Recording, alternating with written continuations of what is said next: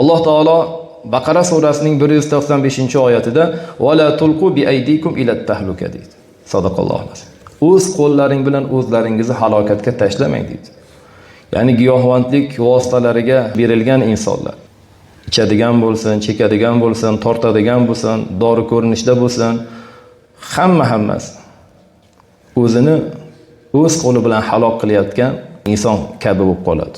Aqlini ketyapti, sog'ligi ketyapti, puli ketyapti, vaqti ketyapti. Ana shu o'ziga o'zi zarar. Alloh taolo esa insonni joniga yu aqliga zarar bo'ladigan, moliga zarar bo'ladigan har qanday narsadan qaytaradi, man qiladi. Va bu narsada nima? Alloh taolo o'z qo'llaring bilan o'zlaringni halokatga tashlamanglar deyapti.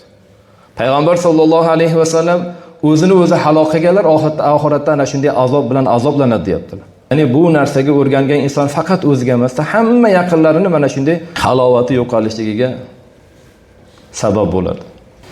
Shuning uchun azizlar, barchamiz bu borada birdek kurashimiz kerak. Ana shundagina siz bilamiz farzandlarimizni, yoshlarimizni saqlab qola olishimiz mumkin. Ana o'shandagina farzandimizni orqasidan ertaga ko'zimizdan qon yoshlari oqmasligi mumkin. Ana o'shandagina farzandlarimizni orqasidan bu dunyoda ham oxiratda ham yuzimiz yorug' bo'lishi mumkin.